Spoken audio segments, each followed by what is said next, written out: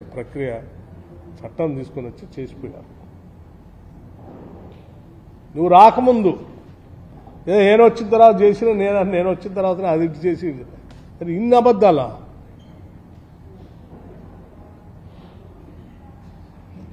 ఇది పవర్లో ఇట్లా మాట్లాడుతుంది. మళ్ళీ ఇంకో ఆయన రైతు బంధు గురించి మాట్లాడలేదు. నేను పోయినా అసలు రైతు బంధుకి డబ్బులు ఇచ్చేవాడే లేకుండా పోయింది. యాడే లేదు రైతు బంధుకి డబ్బులు.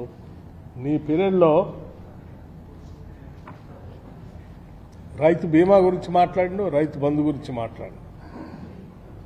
నువ్వు ప్రజలకి అసలు ఎప్పుడైనా నీ దగ్గర అసలు ఫైనాన్షియల్ డిసిప్లిన్ ఎప్పుడైనా ఉందా మీ దగ్గర?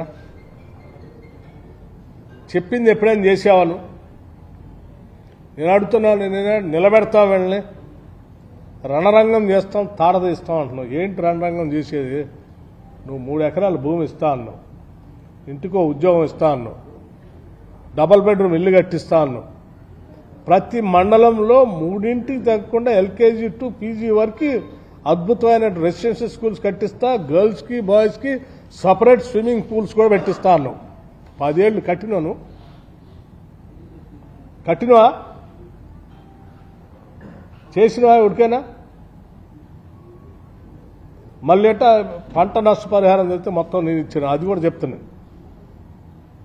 కానీ మేము రాగానే ముందు దృష్టి పెట్టిందే పవర్ మీద, తర్వాత ఆర్థిక పరిస్థితి మీద. 7 లక్షల కోట్లు అప్పు చేసి నానా ఆగం చేసిపోయిన రాష్ట్రాన్ని.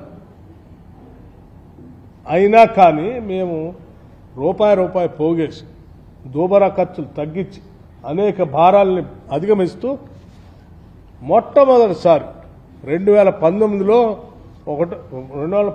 ఎప్పుడో 1st తారీఖు నాడు జీతాలు ఇచ్చారు మీరు అధికారులు, ఉద్యోగస్తులు. ఆ తర్వాత ఎప్పుడు ఇలాగే